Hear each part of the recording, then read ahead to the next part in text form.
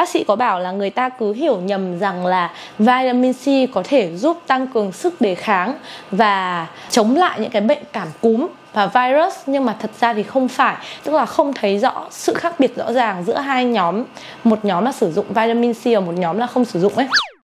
Hello, xin chào tất cả mọi người. Hôm nay mình sẽ quay cái video My Fitness Favorite tháng 9, có nghĩa là những cái món đồ fitness mà mình mua trong tháng 9 và mình sẽ nhận xét về nó. Mình tập luyện rất là nhiều và nên là tháng nào mình cũng mua hầm bà lằng tất cả các thể loại thực phẩm chức năng này, dụng cụ tập luyện này, quần áo tập này. Thì mình thấy là mình nên làm một cái chuyên mục để nói chung là review tất cả những cái mà mình mua cho mọi người, bởi vì là với cái kinh nghiệm đầy mình của cái sự mua sắm về fitness đấy thì có lẽ là mình sẽ giúp được mọi người đánh giá những cái sản phẩm đấy thông qua cái góc nhìn của mình. Và cái video này thì hoàn toàn là không có sponsor, không có quảng cáo của bất kỳ một nhãn hiệu nào.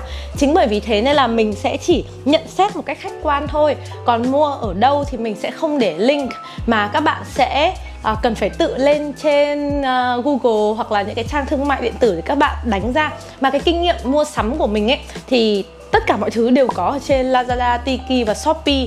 Trừ cái miếng dán nhũ hoa mà hôm nay mình tìm mãi không có. Đấy, thì các bạn cứ lên trên đấy, các bạn search đúng cái tên đấy ra là nó sẽ ra đầy một đống luôn. Các bạn tha hồ lựa chọn luôn, có thể so giá một cách dễ dàng. Mình không cần phải để link đâu nhá, mọi người tự làm điều đấy nhá. Đây là tất cả những cái món đồ mình mua trong tháng 9 này. Tháng này thì chủ yếu là mình mua supplement, thực phẩm bổ sung, và mua một cái xe đạp trong nhà nữa. Cái xe đạp đấy mình sẽ review ở cuối, tại vì nó ở tầng 1 thì tí nữa mình sẽ đi xuống. Nó vừa mới ship luôn ấy. Mình đặt suốt trên Lazada từ cái hồi mới lockdown, là từ tháng mấy nhỉ? Hình như là từ tháng 6 ấy. Mà đến tận bây giờ là tháng 9 thì họ mới giao cho mình. Mình cứ nghĩ là họ hủy đơn của mình luôn rồi cơ. Nhưng mà xong rồi cuối cùng tự nhiên sáng nay thì anh shipper gọi là em ơi ra nhận xe đạp trong nhà này. Thế là mình mới trời ơi, mình mới nhớ là mình đặt mua cái xe đạp trong nhà. Kéo xuống cuối video nếu mà các bạn muốn xem trực tiếp về cái xe đạp trong nhà đấy luôn nhé. Còn bây giờ mình sẽ review những cái thực phẩm bổ sung mà mình mua trong tháng này. Đầu tiên là whey và protein nhá. Thì tháng này mình vừa mới hết whey xong. Thực ra là mình hết một tháng rồi, nhưng mà trong thời kỳ lockdown chỉ thị 16 rất là chặt nên mình không thể mua được whey.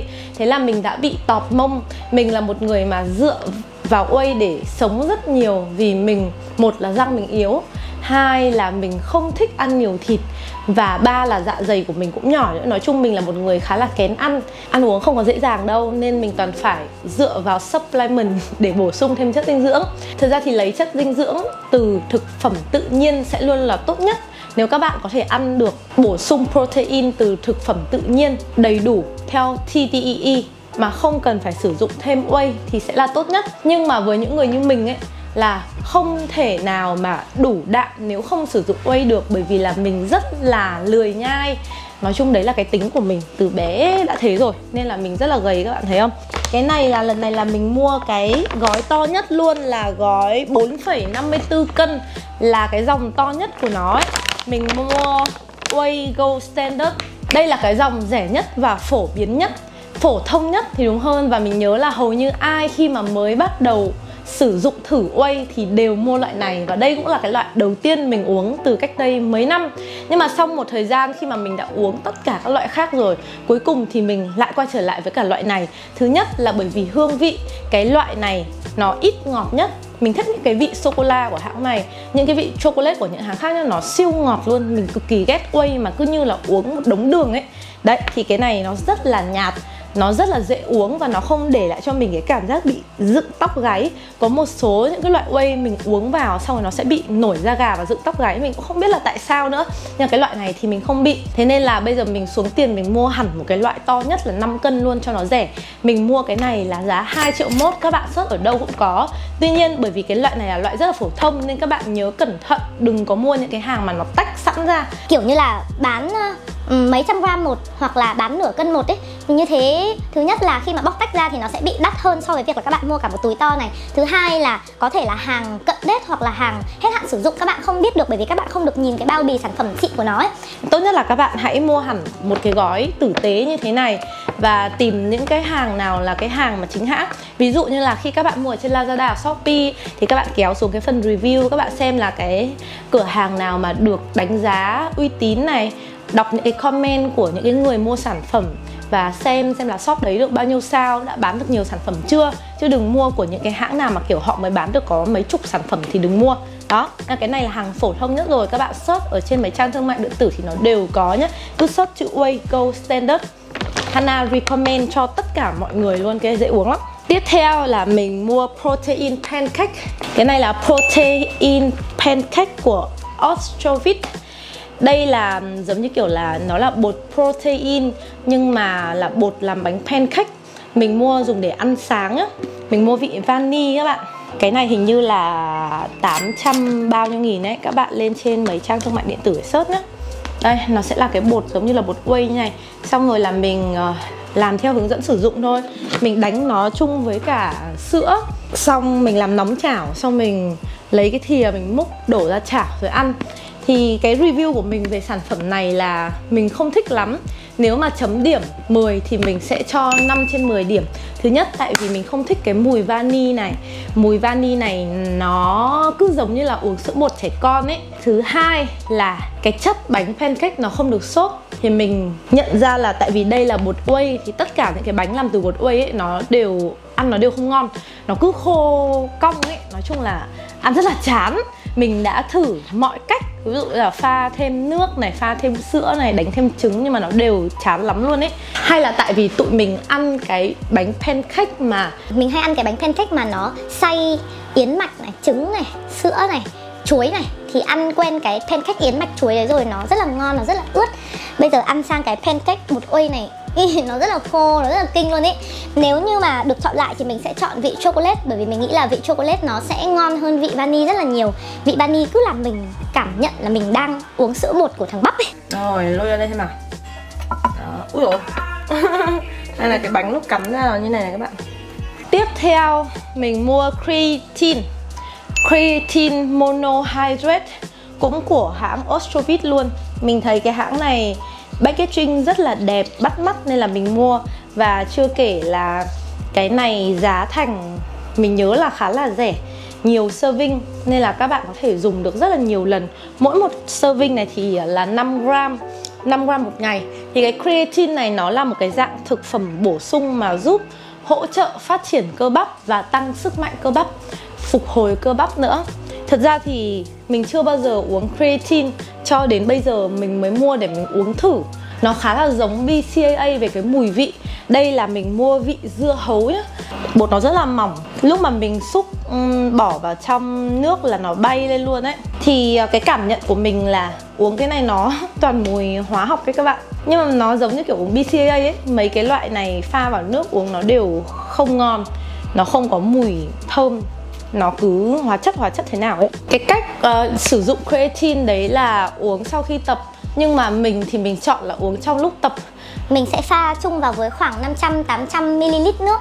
Và mình cho thêm đá vào để cho nó mát lạnh lên. Xong rồi mình uống trong lúc tập thì nó sẽ... Bởi vì trong lúc tập thì mình rất là khát nước không? Nên là lúc đấy chỉ cần một cái cốc nước hơi mát là mình thấy rất là sướng rồi. Thì đấy là cái cách để mình uống hết được cái hộp này mà mình không biết mình uống hết nổi không nữa. Cố gắng không thể để lãng phí tiền bạc được. Rồi nếu mọi người hỏi là chấm bao nhiêu điểm thì mình sẽ chấm cho nó 6 trên 10 điểm. Nói chung là mình không thích lắm, chủ yếu là do cái mùi vị. Tiếp theo là đến sản phẩm này, One A Day. Đây là của hãng Vitacrave.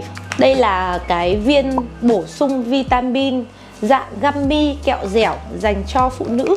Không hiểu sao ghi là One A Day có nghĩa là một lần một ngày. Mỗi lần thì mình sẽ uống, mình sẽ nhai 2 viên này. Nó là dạng gummy ấy nên nó rất là ngon luôn các bạn ơi. Nói chung chấm điểm của cái này thì mình cho 10 trên 10. Chắc tại vì mình là con gái nên mình rất thích cái dạng gummy này ấy. Giống như kiểu trẻ con ấy. Ui nó thơm như kẹo chip chip mà ngon hơn kẹo chip chip luôn mọi người ơi. Vấn đề của mình là mình phải tìm cách để làm sao một ngày mình chỉ ăn 2 viên. Chứ còn mình cứ bị thèm ấy. Ăn 2 viên sợ nghĩ là hay mình ăn thêm 2 viên nữa nhỉ, chắc cũng không sao đâu. Nhưng mà như thế thì chết. Ôi, hôm nào cũng chờ đến bây giờ được ăn cái kẹo dẻo này. Nó có nhiều màu và nhiều mùi khác nhau. Ở đây thì họ có ghi là không có fructose, corn syrup or sweetener. nói chung là một số những cái chất tạo ngọt và syrup ngô. Nhưng mà thực ra lúc mà ăn thì mình cảm thấy nó rất là ngọt. Nó như là kẹo dẻo bình thường ấy. Thì cái vấn đề của cái vitamin dạng gummy kẹo dẻo này đấy là nó quá ngọt. nó quá ngọt các bạn ạ. Nhưng mà thực ra một ngày ăn có 2 viên mình thấy cũng chả sao cả. Mình thì mình luôn luôn ưu tiên là mua mấy cái loại gummy này, bởi vì mình có hứng thú để bổ sung đều đặn hàng ngày hơn rất là nhiều so với viên uống. Đấy là mình nhá, còn mọi người thì mình không biết. Những cái vitamin mà dạng gummy này thì bao giờ nó cũng đắt hơn so với cả dạng uống rất là nhiều. Các bạn có thể lên search chữ Vitacrave Woman One a Day ở trên mạng nhé là sẽ ra. Tiếp theo là cái này là dạng xê sủi các bạn, chứa 1000mg vitamin C trên một cái sủi. Đây, ở phía trong có những cái viên sủi như này. Mình nhớ là mình mua cái này cũng khá là rẻ, có 140.000 thôi, 20 viên. Mỗi viên chứa 1000mg vitamin C là cũng khá là nhiều. Bình thường mình mua mấy viên nhai vitamin C nó chỉ được khoảng 500mg thôi. Cái này cũng là của hãng Ostrovit luôn.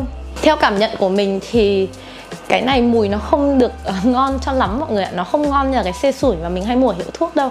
Mùi nó cứ lợ ấy. Nói chung là đọc cái nutrition fact của nó thì nó có 1000mg vitamin C thì mình thấy như thế là khá ok. Hôm trước mình vừa xem một cái video của Dr. Win Tran, là một YouTuber, một vị bác sĩ, tiến sĩ mà mình rất là thích, sống ở bên Mỹ. Thì bác sĩ có lý giải cái hiểu nhầm tai hại về vitamin C, và mình xem, mình đọc cảm thấy rất là có lý luôn. Bác sĩ có bảo là người ta cứ hiểu nhầm rằng là vitamin C có thể giúp tăng cường sức đề kháng và chống lại những cái bệnh cảm cúm và virus, nhưng mà thật ra thì không phải. Và bác sĩ có chỉ ra những cái nghiên cứu và nói sự tích ngay từ đầu là ai là người đã nghiên cứu rằng là vitamin C có khả năng là tăng sức đề kháng, nhưng mà nó không phải là cái nghiên cứu đối chứng. Và sau khi mà mình quên mất tên cái ông đấy rồi, cái ông nổi tiếng đấy mà ông ấy đưa ra cái lập luận này thì đã có 3 đến 4 người nghiên cứu đối chứng để chứng minh điều ngược lại, rằng là vitamin C không hề thể hiện rằng là có khả năng tăng sức đề kháng hoặc chống bệnh cảm cúm. Tức là không thấy rõ sự khác biệt rõ ràng giữa hai nhóm. Một nhóm là sử dụng vitamin C và một nhóm là không sử dụng ấy. Thế nhưng mà tại vì cái ông mà chứng minh rằng cái điều này là đúng thì ông ấy quá là nổi tiếng. Mình nghe nói là ông ấy có mấy giải Nobel liền, thế nên là người ta cứ tin sái cổ luôn. Và từ đấy trở đi thì cái thị trường vitamin C này, một thị trường càng ngày càng lớn, và nghĩ rằng là vitamin C có thể giúp tăng cường sức đề kháng. Nói chung mình sẽ để cái video đấy của Dr. Win Tran ở phía trên này, các bạn có thể kích vào để xem và để tìm hiểu. Sau khi xem cái video đấy thì mình cũng kích vào những cái nghiên cứu đấy để mình xem kỹ hơn. Mình không có đủ trình độ để đọc và hiểu những cái nghiên cứu mà nó kỹ càng đến như thế. Mình chỉ nghe những cái lập luận và lý giải của Dr. Win Tran thôi. Mình thấy rất là có lý, rất là thuyết phục thì mình nghe thôi. Lúc đấy thì mình mua cái vitamin C này mất rồi, thì bây giờ mình cứ sử dụng cho hết thôi. Chứ bây giờ thì mình cũng sẽ không nghĩ là vitamin C có thể có giúp khả năng tăng đề kháng nữa. Mình nghĩ là cho nó 3 trên 10 điểm, tại vì nó không cần thiết. Mọi người kích vào cái video đấy để xem nhá. Mình nhớ trong đấy Dr. Win Tran còn nói một cái điều nữa, rằng là không phải là vitamin C không quan trọng đối với cơ thể của mình, mà là chúng ta không nhất thiết phải bổ sung thêm vitamin C qua thực phẩm bổ sung. Bởi vì là vitamin C chỉ cần lấy ở trong các loại thực phẩm hàng ngày, ví dụ như là hoa quả, trái cây, rau, như vậy là đủ rồi, chứ không nhất thiết là mình phải bổ sung vitamin C liều cao, bởi vì là nó không hề có khả năng tăng sức đề kháng. Ok, bây giờ chúng ta sẽ cùng đi xuống xem cái xe đạp nha các bạn ơi. Bây giờ chồng mình mới bắt đầu đang bê xe lên. Cái xe này rất là nặng đúng không anh? Một cái xe này là bao nhiêu cân nhỉ? Mình nhớ là khoảng 17 hay 23 cân đấy. Nên là nó màu trắng, nó rất là đẹp. Mình đã chọn giữa rất nhiều xe ở trên Lazada. Cái xe này chỉ có 2,8 triệu hay 2,6 triệu thôi, mà nó màu trắng ấy, trông nó rất là đẹp. Đây, họ ship cả cái này đến cho mình. Đây là các cái phụ kiện của nó này, có cái yên xe này, mấy cái đồ để lắp này. Đây là cái đế xe.